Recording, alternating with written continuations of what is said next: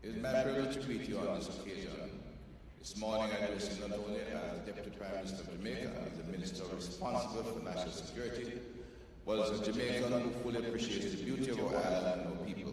Please accept my heartiest welcome to Jamaica and to Montego Bay.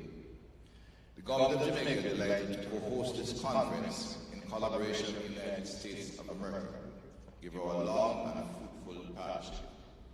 Together with our regional hemispheric partners, we continue to advance efforts to combat the illicit drug trade and other forms of transnational crimes that plague our region. I'm confident that Jamaica's hosting of this 37th IDEC will bolster these relationships as well as cement the existing partnership and create new opportunities for collaboration. I note and endorse the objectives of this conference to provide a multilateral forum for the international community of police and prosecutors to deliberate on strategies for counter-narcotics cooperation, sharing of drug-related intelligence and identification of the most significant threat actors and financiers among known criminal organizations. The Caribbean is situated in the midst of some of the world's major drug trafficking routes.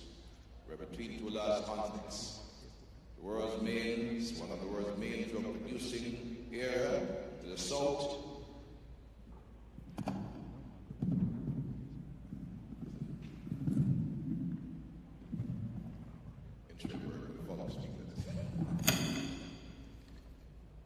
the Caribbean is situated in the middle of some of the world's major drug trafficking routes.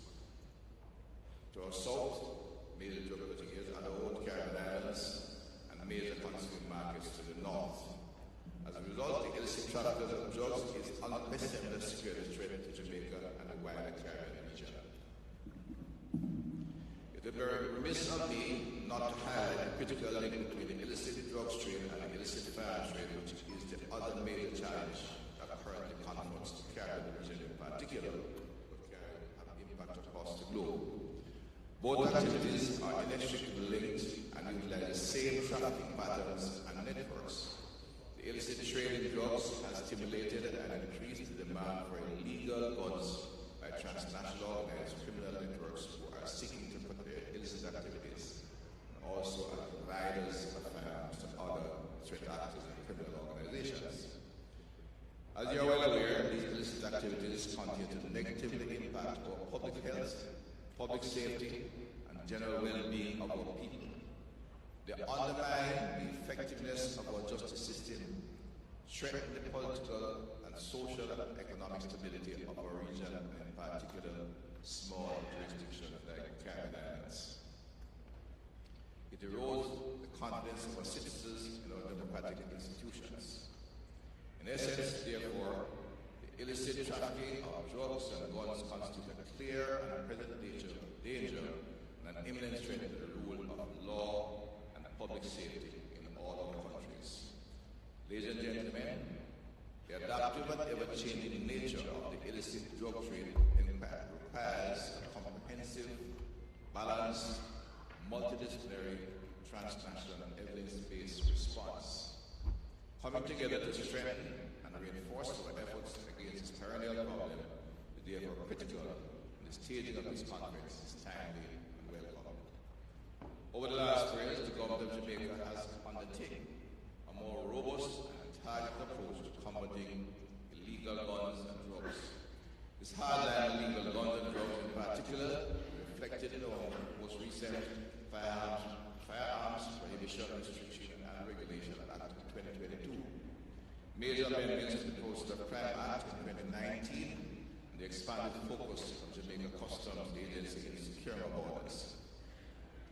I am assured that within our respective jurisdiction, we have similarly been pursuing policies and programs to combat the illegal trade of drugs and guns. The International Drug Enforcement Conference provides an opportunity to engender a spirit of cooperation among law enforcement officials from all over the world. It creates an environment for enhanced collaboration in addressing the scourge of illicit drug trafficking across the different regions and the continued expansion of transnational criminal actors. I am encourage you to take advantage of this opportunity, build a network, share ideas and best practices.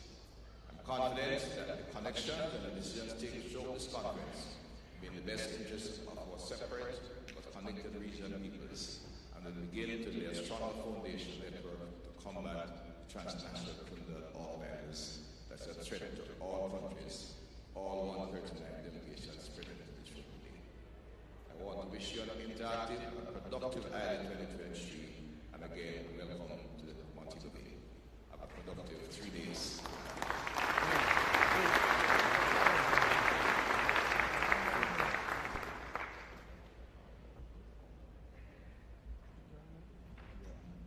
Thank you very much, Deputy Prime Minister, and for your words and your continued commitment as well to collaboration and progress. Well, at this time, ladies and gentlemen, we're going to take a 45-minute coffee break out in the hallway, as well as an exhibition by various companies who brought the latest tools and technology together.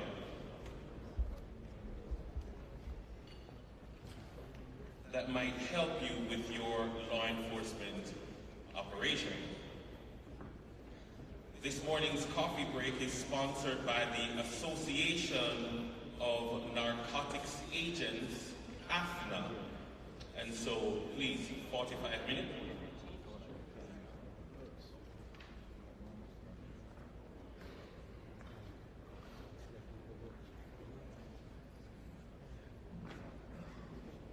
I was wondering what following instructions, because I was aware that he has some important matters to attend to in Parliament. So, it is with great pleasure that we welcome a leader whose contributions to Jamaica and the global community have already thus far left an indelible mark. His vision for a safe and prosperous Jamaica continues to inspire us all. So please stand with me as we welcome the Most Honorable Andrew Holness, Prime Minister of Jamaica.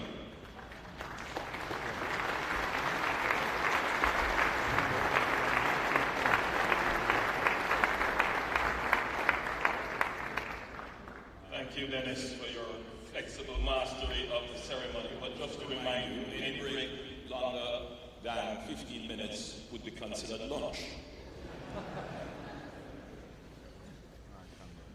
You've just heard from my Deputy Prime Minister, who is here in his capacity as Minister of National Security. You also heard from my Minister of Foreign Affairs remotely, Senator the Honorable Camilla Johnson-Smith. And there are some other ministers here with us, notably our Minister of State in the Ministry of National Security and our Permanent Secretary in the Ministry of National Security who are here with us today.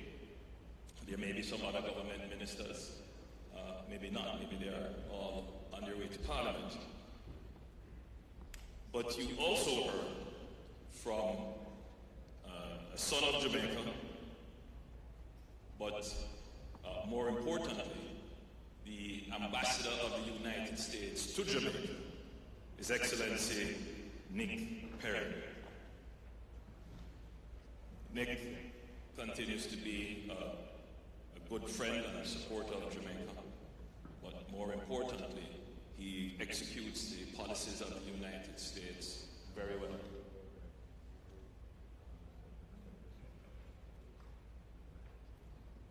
Allow me also to acknowledge Rear Admiral Antoinette Weems-Gorman, Chief of Defense Staff of the Jamaica Defense Force, and Major General Retired Anthony Anderson, Commissioner of Police of the Jamaica Constabulary Force and President of IDEC 37. I met for the first time Ms. Anne Milligan, Administrator of the Drug Enforcement Administration, the co-president of IDEC 37. And I want to carry on the very interesting conversation which we began. She was giving me great insight into the evolution of the drug problem. Allow me to acknowledge Dr. Benjamin Reyes, Secretary General of the Colombo Plan, and other distinguished participants of this very important conference. Ladies and gentlemen all, it is still a good morning. The Jamaican government is pleased to be co-hosting with the government of the United States the 37th International Drug Enforcement Conference, IDEC, under the theme, Disrupting Transnational Criminal Organizations and Their Supply Chains. I extend to you warm Jamaican welcome to all attendees, and I am pleased to note that the conference is marked by record attendance, and that is a signal already of its success. Of course, this is a business conference, but please, when you get a chance, take some time to enjoy Jamaica and its offerings. Recognizing that Jamaica is centrally located within the Americas, we have been used as a transshipment point, not just for legal goods and services, but also for contraband, in particular narcotics. And therefore, we believe the outcomes of this conference will be critical to helping us, as a small island developing state, reduce, if not eliminate, the trafficking of illicit drugs through our borders. This conference is providing an opportunity for law enforcement practitioners from around the world to share their knowledge and expertise and information on the narcotics trade. The conference is creating an opportunity to discuss, in a global context, existing strategies and new approaches for addressing drug-related crimes, as well as help to inform more effective drug policies, enforcement techniques, and increasing the sharing of drug intelligence, and to allow attendees, which I believe is the most important thing, to network and build relationships that can lead to future collaborations and partnerships. I take note of what Commissioner Anderson said in his welcoming remarks. The network of law enforcers must be stronger than the network of criminals. I was hearing a clap emerging there somewhere.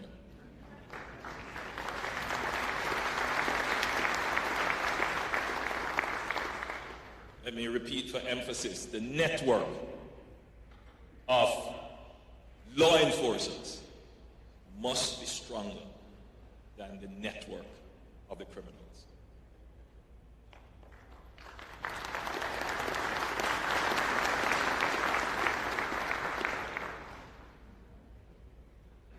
And this conference, if it does nothing else, must bring the nodes in this network closer together.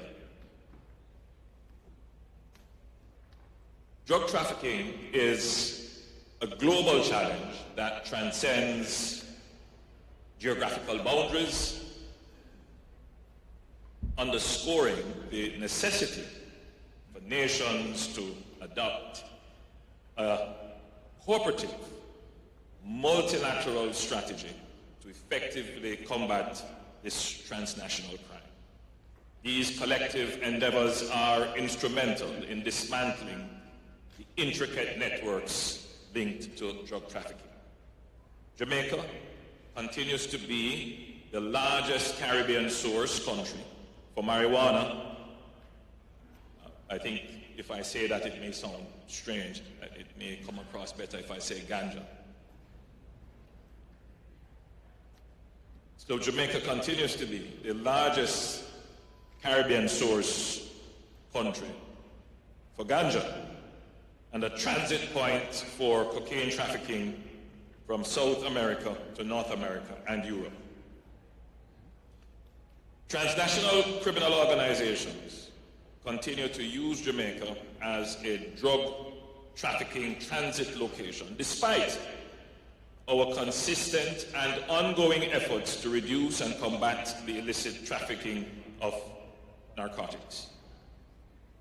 We have estimated 150 unofficial entry points into our country.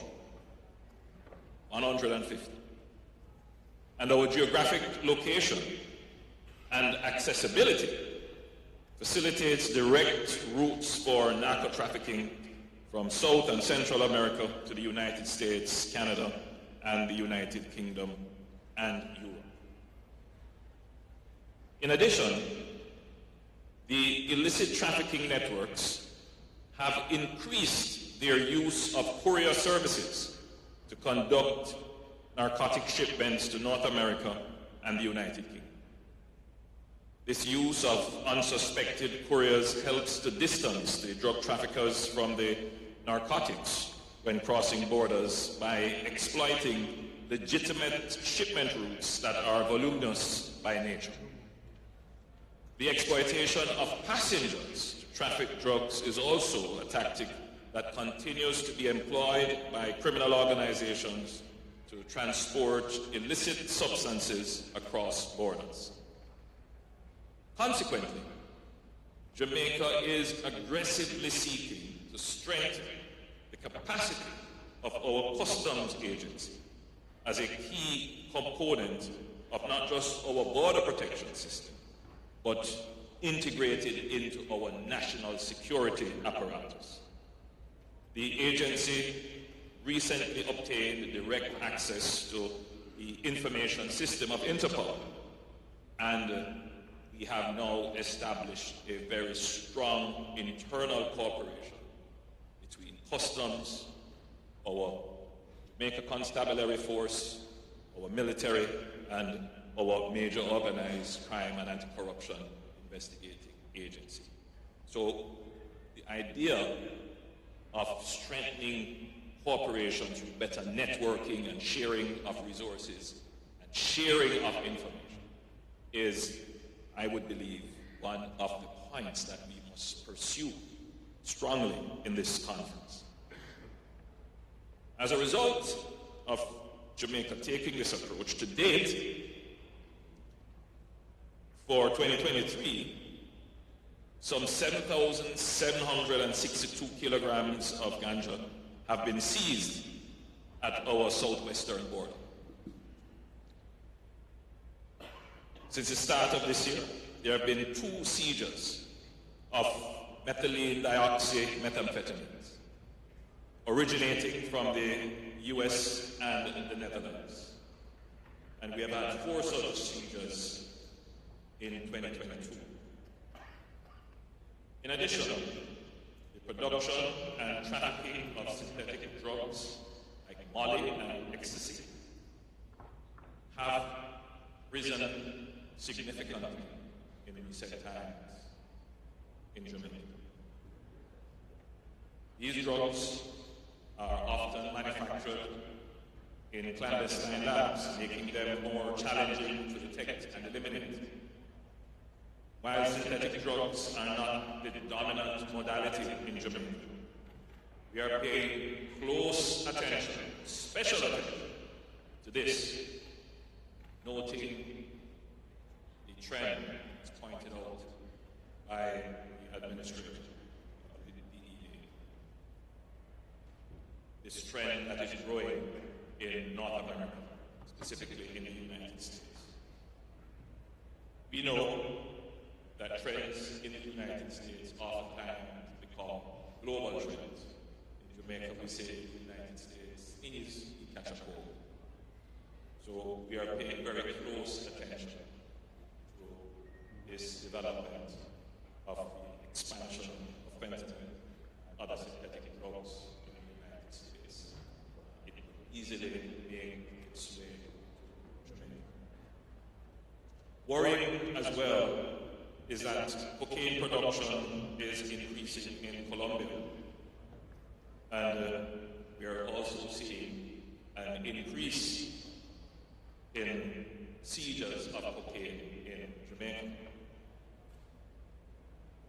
It is therefore likely that as cocaine production surges, Jamaica may experience a rise in efforts to traffic illicit substance to and through our ports.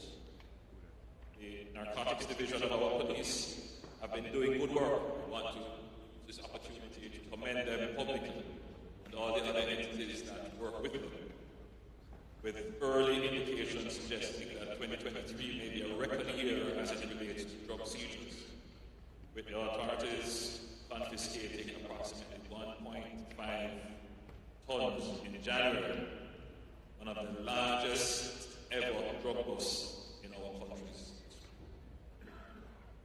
I want to assure our partners that the Jamaican government remains committed to the fight against the illicit trafficking of narcotics and the war on drugs generally, but more so fight to save lives.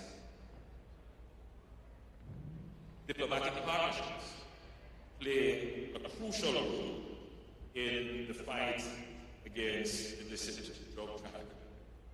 Agencies such as the DEA has worked closely with the government of Jamaica in intelligence sharing, joint enforcement operations, technical capacity building, and funding. Last year, the DEA, working closely with the JCF Narcotics Division, led the largest seizure of cash in a drug-related operation. They managed to seize $3.8 million at an airport, 500 kilograms of cocaine. There have been 5 provisional arrest warrants and extradition requests initiated. Earlier this year, the Narcotics Division of the JCF and the DEA had another huge success, as I said before, the largest cocaine bust to date of 1,545 kilograms of cocaine seized. In addition, over the past 3 years, the DEA has provided support to the sum of approximately $6 million towards acquisition of new technical and surveillance equipment for the JCF and the JDF. In the context of Jamaica, maritime domain awareness emerges as a critical aspect of combating drug trafficking. The government has invested significantly in surveillance and monitoring and interdiction capabilities, primarily enabling the JDF's maritime, air, and cyber command. This heightened awareness has aided in detecting and intercepting drug shipments at sea and also serves as a deterrent, discouraging traffickers from using these routes. Over the past 3 years, the Maritime, Air, and Cyber Command had a total of 13 maritime interdictions, resulting in the seizure of 3,376 kilos of cocaine and 8,336 pounds of ganja, with a combined estimated street value of $95 million. As the investment in Jamaica's complete maritime domain awareness continues, the use of our waterways will become less attractive to transnational criminals. Ladies and gentlemen, defeating transnational organized crime depends on the collective effort of major crime-fighting institutions such as our JCF, MOCA, our Financial Investigation Division, and our JDF, and other local and international counterparts, including the DEA. We already share intelligence, data, and insights on drug trafficking networks, routes, routes and trends. This information exchange enhances the ability of law enforcement to stay ahead of the traffickers' strategies. This collaborative approach needs to be enhanced. Collaborative efforts also involve legal cooperation, including sharing evidence and intelligence for prosecution purposes. This requires extradition requests, mutual legal assistance treaties, and joint legal strategies. For instance, last year, 5 persons were extradited to the United States. 3 of the 5 were for money laundering offenses, while 2 were for drug trafficking. I can tell you that the threat of extradition is a very powerful tool in the fight against illegal trafficking of drugs. In order to ultimately control and minimize transnational narcotics trafficking,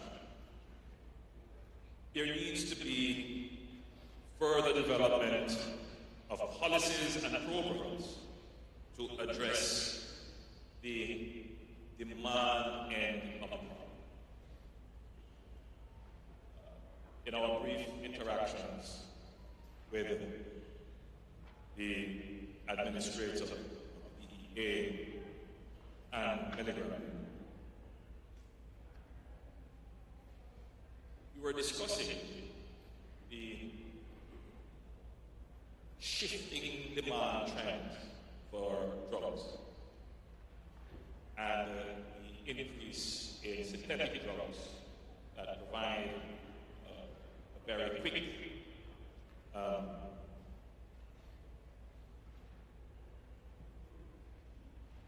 trying to find the right word. What is it that drugs provide? You know, everyone is looking for happiness. Some people believe they can find it in a pill.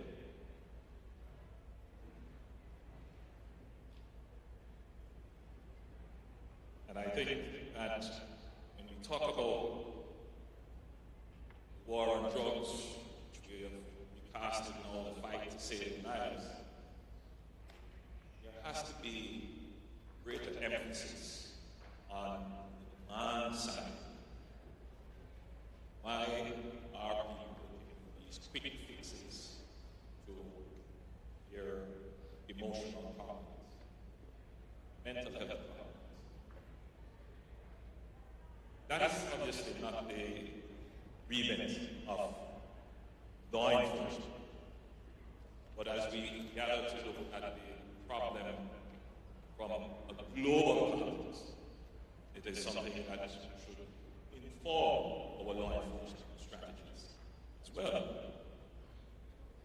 So, as we discuss the issue, how do we strengthen our enforcement? We must also seriously contemplate how do we strengthen our presence on the demand side. The truth is that substance abuse, the increasing demand for quick fixes, trying to find new methods of delivering a high, that regardless of the massive allocation of resources that we may make on trying to control the supply side, we all know that as long as the demand exists, criminal entrepreneurs will find a way. So to make our job easier, we must look at the public health side of the problem. We must look at the social side of government policies. Must pay very close attention to the public health crisis that illicit trade in drugs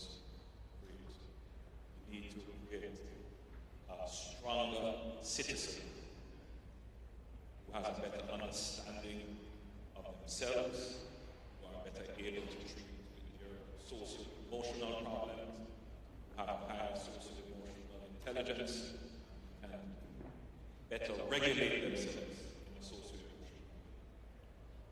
This is something that must be contemplated at this conference. But as we also look at the supply side of the problem, we have discussed strengthening our abilities in terms of our coordination, cooperation, a stronger network of law enforcement entities. We have identified the issue of the use of small courier companies who are being now used to mask their drugs and carry them through in unsuspecting ways. Great attention needs to be paid to that. But on the supply side, Jamaica's real interest lies in the control of illegal weapons that support the drug trade. An important part of us tackling the illicit drug trade, cooperative way, the network, is reciprocity. The war on drugs must be reciprocated, complemented, and fought in parallel with the war on guns. The two are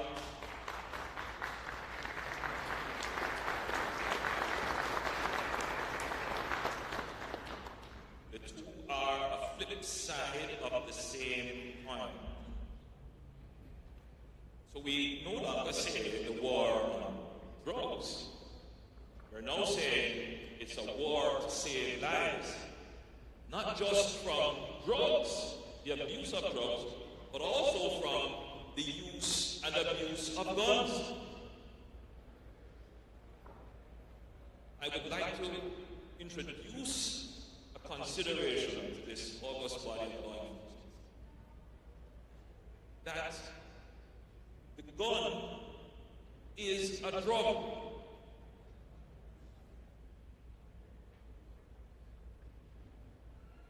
Persons who are using drugs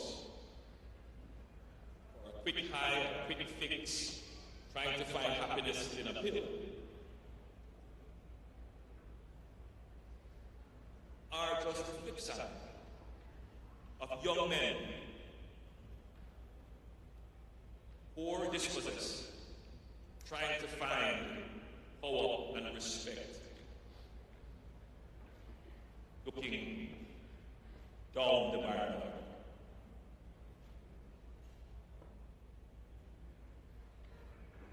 Many are addicted to it.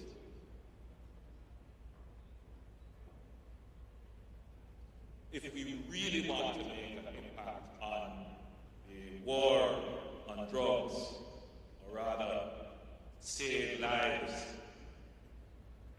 we need to play a similar effort tackling the accessibility, the availability, and the use of illegal weapons.